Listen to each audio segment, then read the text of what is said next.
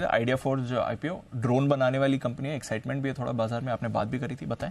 बहुत कम मेरी इस तरह की ओपिनियन आती है जो बड़ी इंटरेस्टिंग ओपिनियन है इस आईपीओ पर। लिस्टिंग पर पैसा कमाने के लिए आज इशू में पैसा लगाए, लिस्टिंग पर। अभी सिर्फ लिस्टिंग के लिहाज से क्या इसे लॉन्ग टर्म रखना चाहिए नहीं चाहिए, ये मैं लिस्टिंग पर आपको बताऊंगा। अच्छा, वैसे आजकल लिस्टिंग गेन पर, लेकिन इसको लिस्टिंग गेन के लिहाज से ही लगाना है। उसका रीजन है कि कुछ ऐसे सवाल है जो मुझे अभी भी मैनेजमेंट से जानना है, समझना जरूरी है। पहली चीज, जो अच्छी बात है वो बता दूं, कंपनी की बहुत स्ट्रॉन्ग ग्रोथ आउटलुक नजर आती है, क्योंकि जिस इंडस्ट्री में है, ड्रोन बनाने वाली इंडस्ट्री में, वो मार्केट लीडर भी है। 50% से ज्यादा इनका बिजनेस है इस मार्केट में, और ये इंडस्ट्री तो जबरदस्त ग्रो होने वाली है। ठीक है, फर्स्ट मूवर एडवांटेज भी है।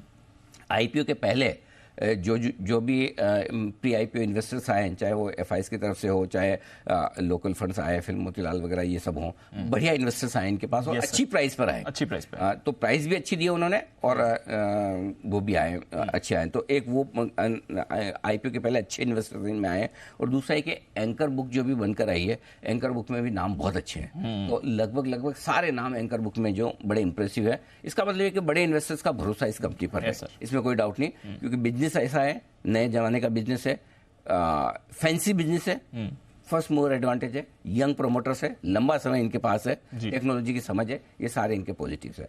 नेगेटिव्स क्या है? ड्रोन की क्वालिटी को लेकर हाल ही में सवाल उठा है, और मैं एक चीज़ बता दूं कि 1321 पेज की जो रिपोर्ट पूरे मीडिया में घूम रही है, सोशल मीडिया पर इधर उधर की कंपनी के ऊपर जो सवाल उठा है, मैं उससे बिल्कुल भी इंप्रेस नहीं हूँ। वो रिपोर्ट मैं फर्जी मानता हूँ। अच्छा, हाँ, इन अ सेंस कि आईपीओ के ठीक पहले अगर कोई आप पे सवाल उठा रहा है, न सिर्फ इन पे बल्कि लीड मैनेजर पे, बल्कि पीआर एजेंसी पे भी मोटिवेटेड है, और जो उठाने वाले जिन्होंने एफआईआर लिखी है, वो एफआईआर लिखने वाले भी इनके कॉम्पिटिटर हैं। अच्छा, तो वो समझ में आता है कि बिजनेस कंपटीशन के हिसाब से कोई कर रहा है, वो और अगर मतलब किसी एक आध प्रोडक्ट में खराबी आ जाना, टेक्निकल प्रोडक्ट में कोई पहली और आखिरी कंपनी नहीं है। कई सारे फाइटर जेट गिर जाते हैं, तो ड्रोन वोन का गिरना तो कोई बहुत बड़ी बात नहीं है, और 3-4 लोग घायल हुए, नो डाउट अच्छी इंसिडेंस नहीं है, लेकिन उसके बेसिस पे आप पैसा नहीं लगाते या डिसाइड नहीं करते, तो वो तो बेकार है, उसके दम पे नहीं दे रहा। लेकिन जब ये सवाल पूछे हैं तो मैनेजमेंट को जिस कॉन्फिडेंस के साथ जवाब देना चाहिए वो मिसिंग था।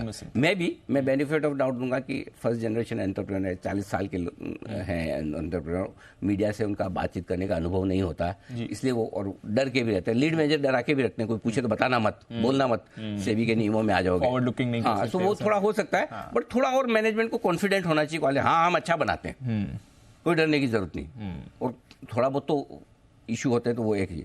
दूसरी चीज, फाइनेंशियल ट्रैक रिकॉर्ड मुझे ना बहुत मजा नहीं आया दीप। अच्छा, हाँ, कैश फ्लो को लेकर, debtors day, inventory pile up, है ना, गवर्नमेंट को सप्लाई है, 200 दिन की वर्किंग कैपिटल लगती है, कैश फ्लो कभी पॉजिटिव आ रहा है, कभी नेगेटिव आ रहा है। 2 साल पहले लॉस में थी, अब 2 साल से प्रॉफिट आया, प्रॉफिट भी वो एकदम स्टेबल वाला नहीं है, मार्जिन थोड़े 50 से 40% घट गए। तो जितने बढ़िया फाइनेंशियल्स दिखने चाहिए, आई थिंक इस कंपनी को, प्रोमोटर्स को उस दिशा में थोड़ा काम करने की जरूरत है। तो अब जैसे एक तरफ बोरोइंग है, दूसरे तरफ 5 करोड़ से 85 करोड़ आपके म्यूचुअल फंड में हो गए, वो समझ के बाहर है कि एक तरफ आपने बोरोइंग ले रखी है, दूसरी तरफ म्यूचुअल फंड में क्यों डाल रखे हैं। तो अब क्या होता है कि 15-20 मिनट के इंटरव्यू में आप कितना क्या पूछ लेंगे, और प्लस उसमें जो बड़े मुद्दे थे उस पर पूछा, तो आई थिंक थोड़ा वो एक है, ऑर्डर बुक 2023 में कम हुई है, 310 करोड़ से 192 करोड़।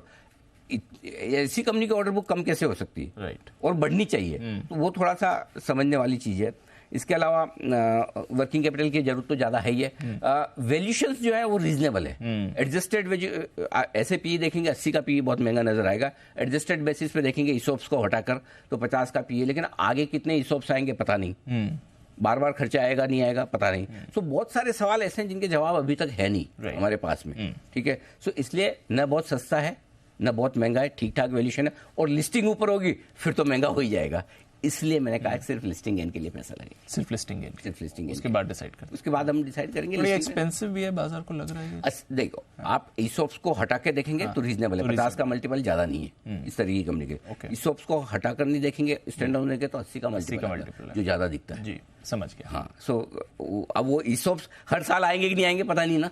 50 टाइम्स भी एक्सपेंसिव, आजकल 50 टाइम तो दीप क्या मामूली हो गया है। अब 40 टाइम तो सरकारी कंपनी एचएल जैसी, नो डाउट, आई मीन कोई कंपैरिजन नहीं है, वो कहाँ एचएल कहाँ ये, बट आजकल क्या करोगे, और राइजिंग इंडस्ट्री है ना, फैंसी इंडस्ट्री है। आप देखो एंकर बुक देखो आप, सारे बड़े मतलब क्या गजब बुक निकल गया, सारे बड़े हैं। कौन आदमी नहीं है जिसने एंकर में पैसा इंडिया और फॉरेन सारे बड़ों ने डाला। सोचो, तो मैं उसी को देख के कह रहा हूँ लिस्टिंग इनके लिए आज से लगाइए, बाकी आगे क्या करना है पहले लिस्टिंग पे डिसाइड करेंगे, आप में यही है, पैसा तो लगाइए। हाँ, और एक बार मैं मैनेजमेंट से वापस संपर्क करके अच्छा सा बढ़िया इंटरव्यू करके ना पूरा लंबा थोड़ा करके समझेंगे कि भाई कंपनी को लेकर जो सवाल है, जो सारी चीजें लोग जानना समझना चाहते हैं वो क्या है। Got it.